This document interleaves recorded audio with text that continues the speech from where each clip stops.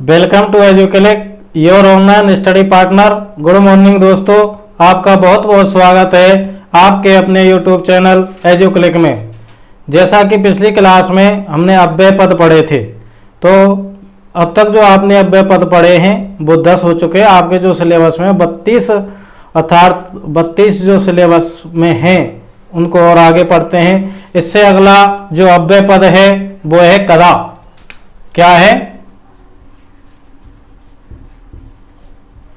हम पढ़ रहे हैं अव्ययम, अतः अगला जो पद अव्यय पद है वो है कदा। कदा का अर्थ होता है कब। कदा का अर्थ होता है कब। जैसे उदाहरण के रूप में रमेश है विद्यालयम कदा गच्छति।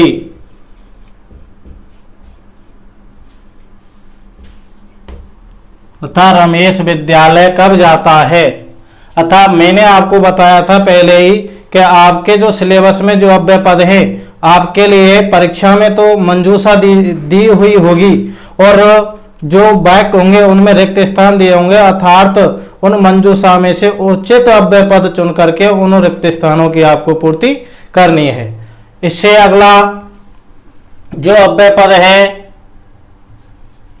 वो है कुतः। कुतः का अर्थ होता है कहां से।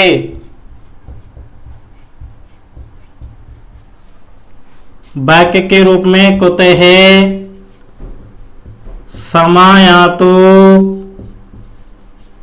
योगी। कुतः समायातो योगी, अतः योगी कहां से आया। अतः इससे अगला जो है इतस्ततः का अर्थ होता है इधर उधर।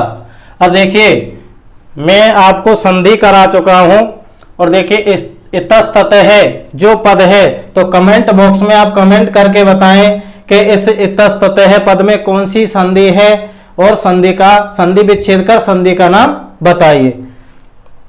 देखिए इतस्ततः एक अव्यय पद है जिसका अर्थ होता है इधर उधर। वाक्य के रूप में देखते हैं बालकः उद्याने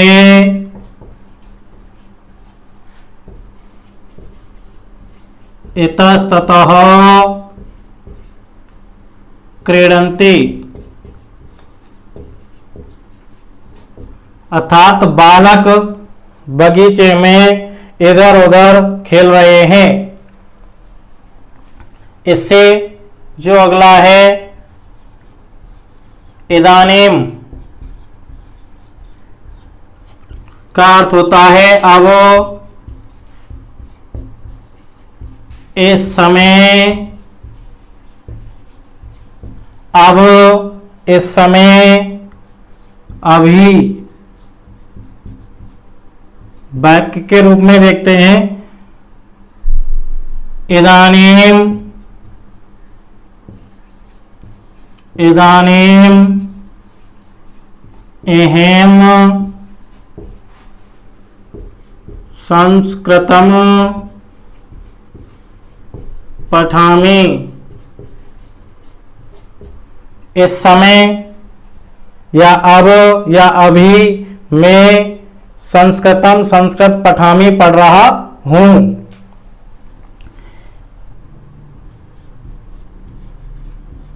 संप्रति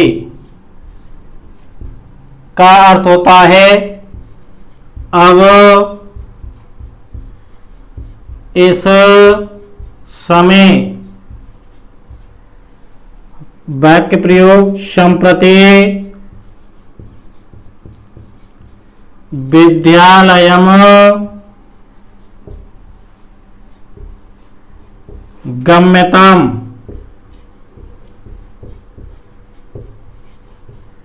अर्थात इस समय विद्यालय जाना चाहिए या अब विद्यालय जाना चाहिए। इससे जो अगला है वो है अत्र। अत्र का अर्थ होता है यहां। राम है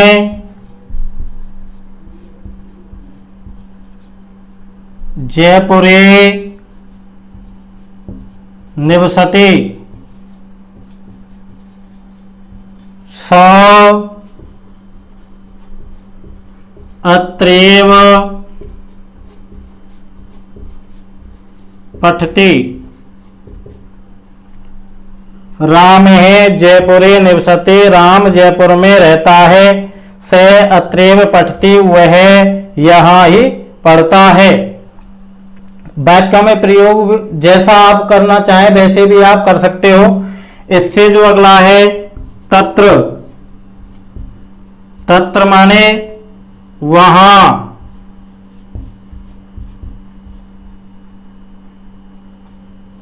तत्र माने वहां। अशोक है तत्रैव निवसति, अशोक वहीं रहता है। अब देखिए तत्र के दो अर्थ होते हैं, एक तो होता है वहां और एक होता है आदर सूचक अर्थ में। उदाहरण के रूप में तत्र भवान काश्यपः, आप काश्यप हैं अर्थात आप गोत्र से काश्यप हैं। या आदर सूचक अर्थ में भी तत्र अव्यय का प्रयोग किया जाता है। इससे जो अगला है यावत का अर्थ होता है जितना, जब तक, जब तक या तक। उदाहरण के रूप में देखते हैं यावत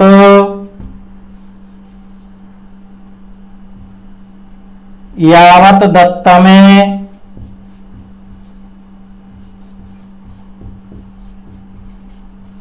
तावत भुक्तम, तावत भुक्तम अर्थात जितना दोगे उतना पाओगे।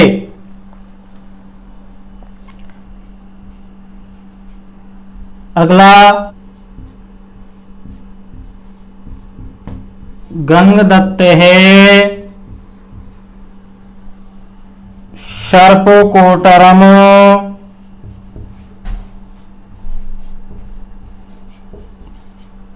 यावत अगच्छत, अर्थात गंगदत्त सर्पकोटरम यावत अगच्छत, गंगदत्त सांप के कोटर तक गया। अब इससे जो अगला जो अव्यय पद है वो है तावत। इसका जो अर्थ होता है वो होता है उतना। उदाहरण के रूप में यावत दत्तमे तावत भुक्तम,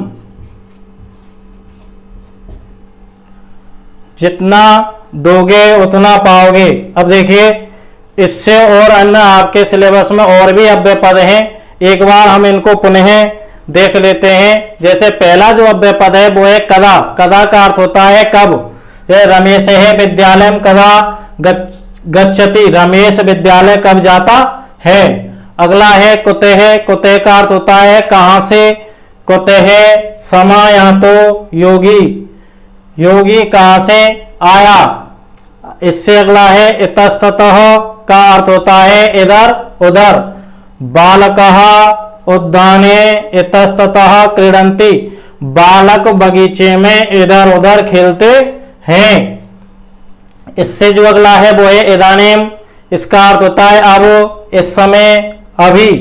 इदानीम अहम संस्कृतम पठामि, इस समय मैं संस्कृत पढ़ रहा हूँ। अब है संप्रति। संप्रति का भी अर्थ होता है अब, इस समय। संप्रति विद्यालयम गम्यताम, इस समय विद्यालय जाना चाहिए। अत्र यहाँ, राम है जयपुरे निवसति, राम जयपुर में रहता है।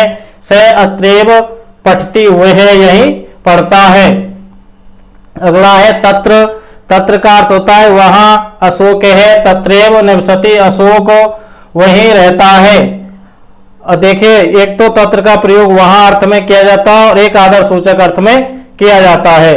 तत्र भगवान काश्यप है, आप काश्यप हैं, अथा आप अपने गोत्र से काश्यप हैं, सम्मान के अर्थ में किया जाता है। तत्र का भी प्रयोग किया जाता है। अब यावत। यावत का अर्थ होता है जितना, जब तक और तक।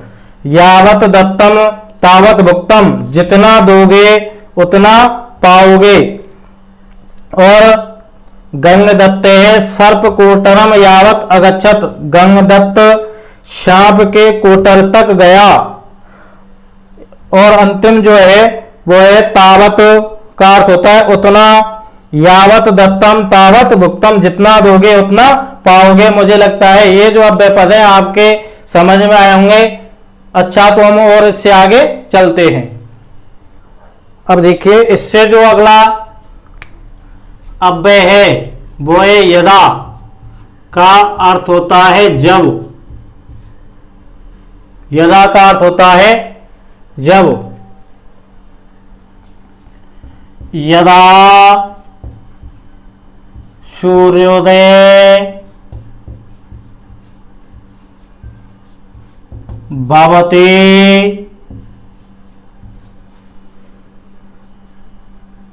तदा दीपकेः स्नानं करोति। हम वाक्यों में प्रयोग जिस कैसे भी कर सकते हैं। यदा सूर्योदय भवति, जब सूर्योदय होता है। अब देखिए, कुछ अव्यय पद ऐसे हैं जो एक साथ में दोनों आते हैं, जैसे यत्र तत्र है, यदा है, तदा है। ऐसे कुछ अव्यय पद हैं जो एक साथ ही आते हैं, एक साथ ही जिनका प्रयोग किया जाता है। यदा सूर्योदय भवति तदा दीपक स्नानम करोति, और किसी यदा सूर्योदय भवति तदा सा भजनम करोति या पूजाम करोति। वाक्यों में प्रयोग किसी भी प्रकार कर सकते हैं। अगला जो अव्यय है वो है का अर्थ होता है बीता हुआ कल। बीता हुआ कल अर्थात इसका भूतकाल में प्रयोग किया जाएगा। जैसे वाक्यों में प्रयोग आलोके है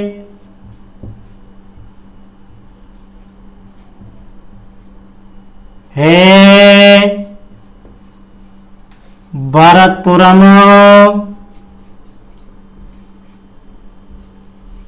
अगच्छत।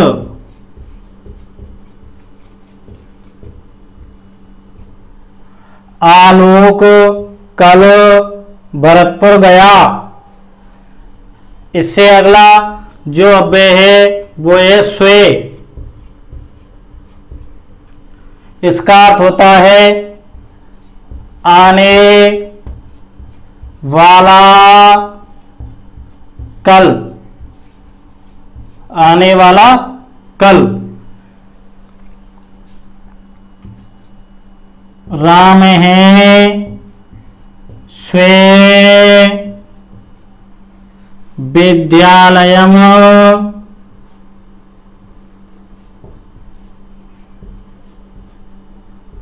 आगमिष्यति।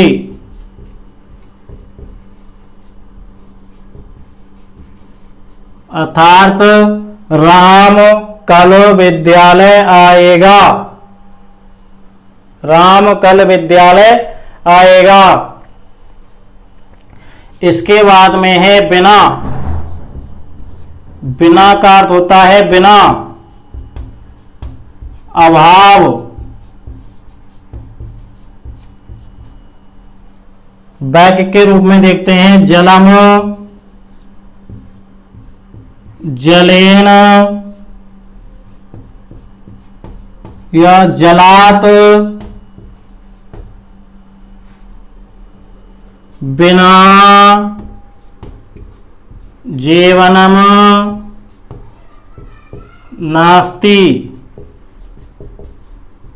अब देखिए, बिना एक ऐसा अव्यय पद है जिसके युग में तीन तीन विभक्तियां का प्रयोग किया जाता है, द्वितीया का, तृतीया का और पंचमी का।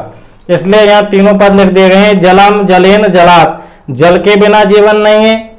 जलेन, जल के बिना जीवन नहीं है। जलात, बिना जीवनम नास्ति, जल के बिना जीवन नहीं है। इससे अगला जो अव्यय पद है वो है सहसा। इससे जो अगला पद है सहसा, इसका अर्थ होता है अचानक, बिना विचारे, बिना विचारे। अब देखिए, सहसा, विदित, वेदधीत, ने क्रियाम,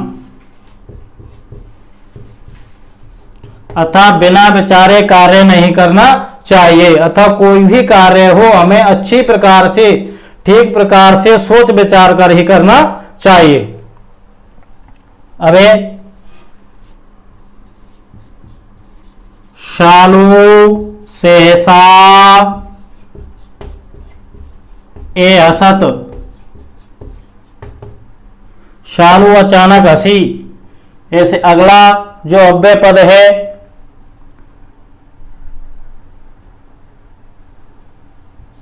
तदा। तदा का अर्थ होता है तब। तदा का अर्थ होता है तब।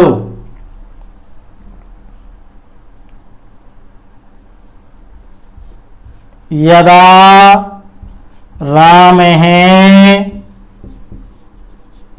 विद्यालयम गच्छति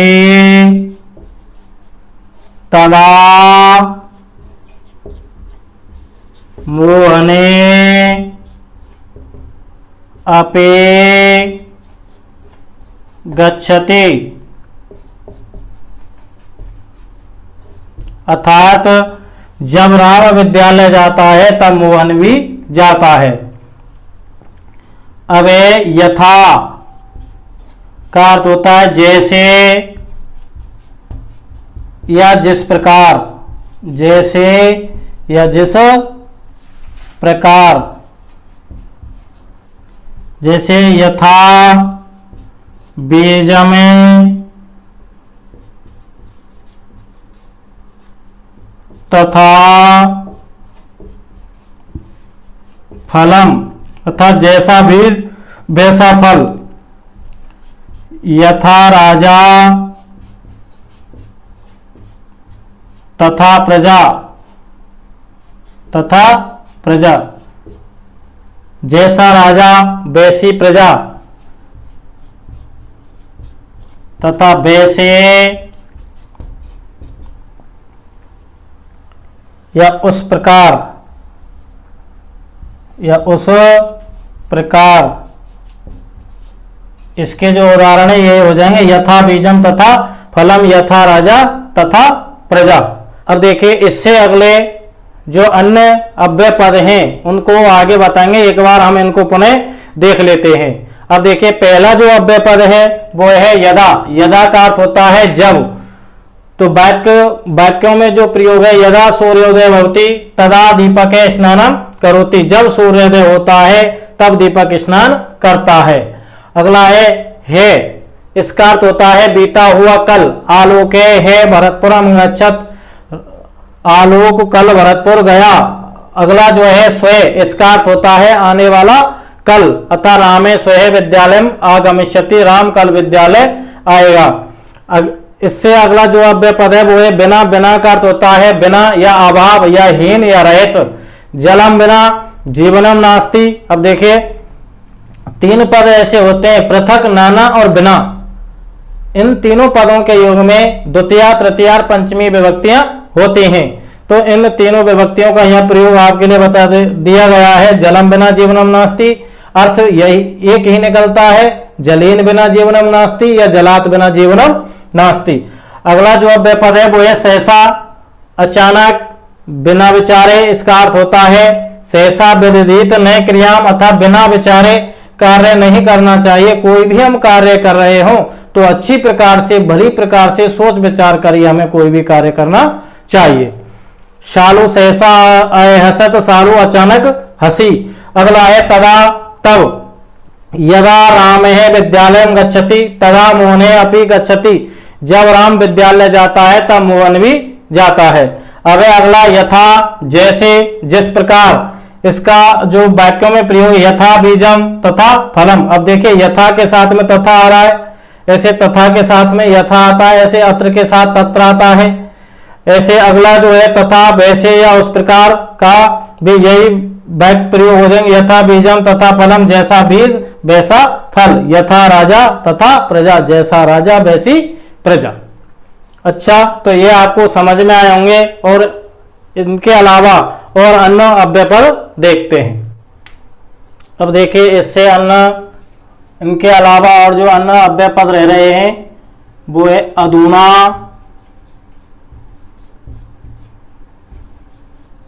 कदापि, वृथा और यत। अब देखिए अधुना का जो अर्थ होता है वो होता है अब या इस समय, अब या इस समय। अधुना अधुना से अत्र नास्ति, अर्थात इस समय या अब वह यहां नहीं है। किसी भी प्रकार कर सकते हो वाक्यों में प्रयोग। अधुना एहेम संस्कृतम पठामि, इस समय मैं संस्कृत पढ़ रहा हूं। अगला है कदापि। कदापि का अर्थ होता है कभी भी। क्या होता है? कभी भी। आलोके है कदापि असत्यम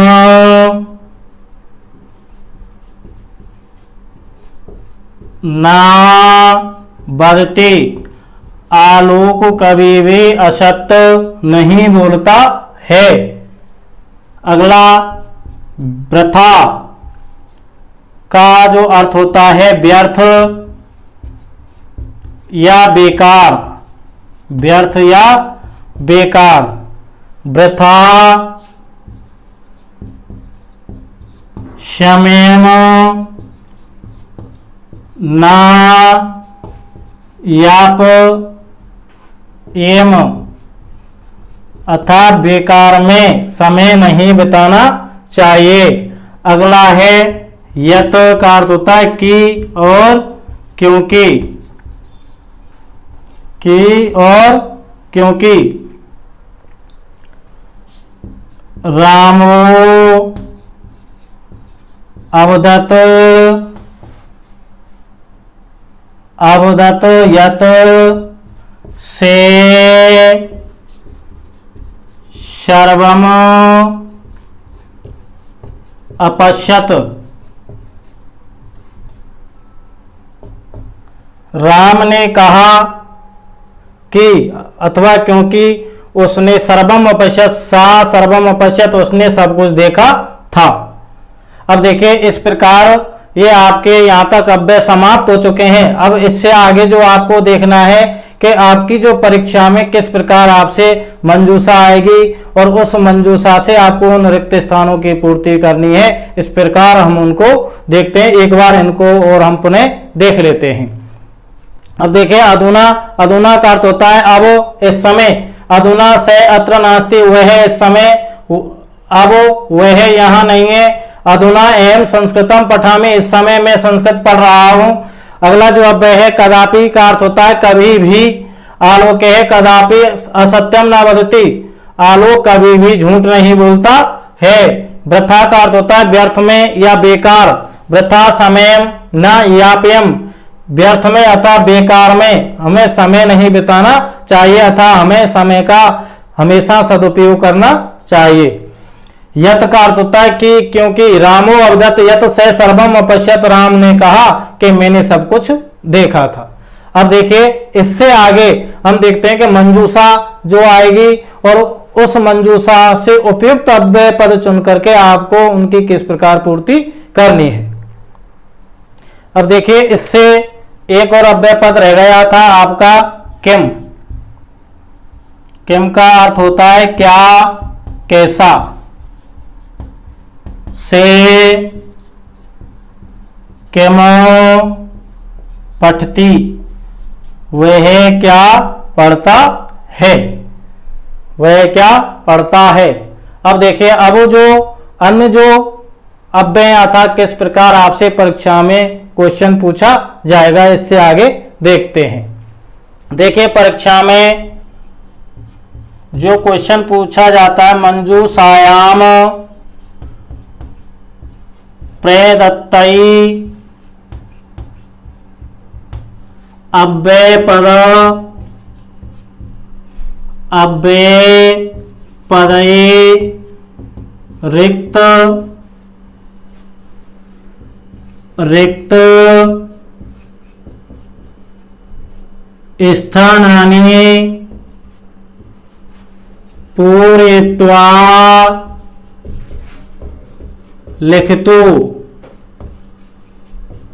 इस प्रकार से आपसे परीक्षा में क्वेश्चन पूछा जाता है कि मंजूषा में दिए गए अव्यय पदों से रिक्त स्थानों की पूर्ति कर लिखिए। इस प्रकार एक मंजूषा आएगी, पुरा सहसा उच्चई। इस प्रकार आपके लिए मंजूषा आएगी, अतः कोष्टक में 4 अव्यय पद दिए हुए हैं जिनका आपको अर्थ आना चाहिए। अब देखिए पुरा का अर्थ क्या है, पहले। सहसा का अचानक या बिना विचारे। उच्चई का ऊंचा या ऊंचे स्वर में। यथा का वैसा या जैसा या जिस प्रकार। अब देखिए खाली जगह गायते से गायक है। अगला पुरा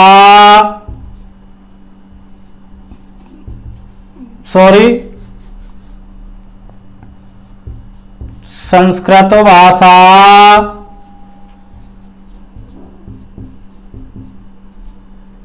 जनभाषा आसीत।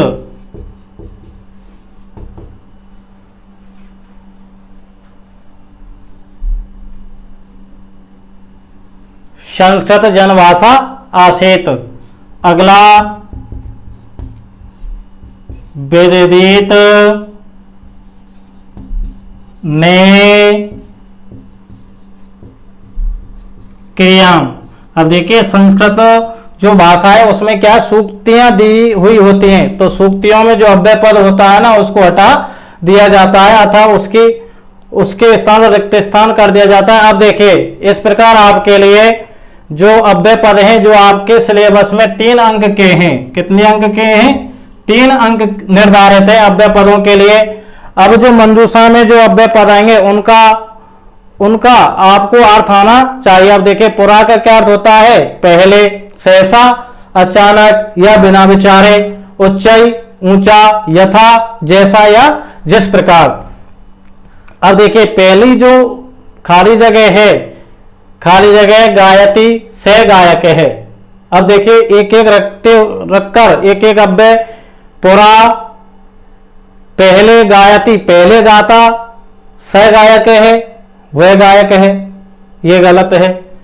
सहसा माने अचानक, अचानक गायती, अचानक गाता है, वह गायक है।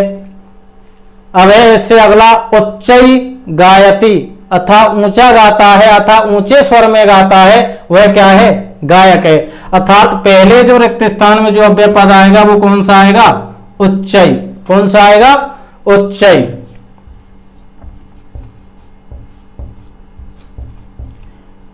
अब देखिए रहे कितने? 3 रहे हैं आपके पास में, पुरा, सहसा और यथा। और ये तो निश्चित है कि 4 अव्यय पद दिए हुए हैं आपको मंजूषा में, इनमें से रिक्त स्थान केवल आपके पास 3 है, 3 है तो एक शेष रहेगा। अब देखिए अगला जो है, खाली जगह संस्कृत जनभाषा आसीत, अर्थात खाली जगह संस्कृत भाषा जनभाषा थी। अब देखिए वाक्य कौन से लकार का है? अर्थात भूतकाल का है। कौन से काल का है? भूतकाल का है। पहले संस्कृत जो थी जनभाषा थी, आम, जैसे अब वर्तमान समय में हिंदी जो भाषा है, हम जैसे आम, हम और आप जैसे आपस में बातचीत करते हैं, वार्तालाप जो करते हैं हिंदी में करते हैं, लेकिन पहले प्राचीन काल में महाभारत रामायण जब इनकी रचना की गई थी उस समय संस्कृत भाषा जो थी कैसी? जनभाषा थी, आम बोलचाल की भाषा थी। तो इसमें क्या आएगा फिर दूसरे रिक्त स्थान में? पुरा। क्या आएगा? पुरा, अर्थात पहले संस्कृत जनभाषा थी। अब देखिए 2 अव्यय पद आ चुके हैं, पुरा और उच्चई। अब 2 रहे, सहसा और यथा। यथा का अर्थ क्या होता है? जैसा या जिस प्रकार। अब देखिए सहसा का अर्थ क्या होता है? अचानक या बिना विचारे। तो विदित ने क्रियाम, अर्थात कार्य नहीं करना चाहिए, अतः क्या आएगा? सहसा, अर्थात बिना विचारे कार्य नहीं करना चाहिए। इस प्रकार आपके लिए मंजूषा में कुछ अव्यय पद दिए हुए होंगे और 3 आपके लिए इस प्रकार वाक्यांश आएंगे, उनमें आपको जो उचित अव्यय पद भरना होगा। इस प्रकार आपको परीक्षा में ये अव्यय पद आते हैं। मुझे लगता है कि अव्यय पद आपको भली प्रकार से समझ में आए होंगे, तो आप और इनका आगे अध्ययन करें और अगली जो क्लास होगी आपकी उसमें आपको लकारों का अध्ययन कराया जाएगा, अर्थात लकार प्रारंभ किए जाएंगे। अच्छा, तो हमारे इस वीडियो को लाइक व शेयर करें तथा चैनल को सब्सक्राइब करें। अच्छा, तो मिलते हैं नेक्स्ट क्लास में। धन्यवाद।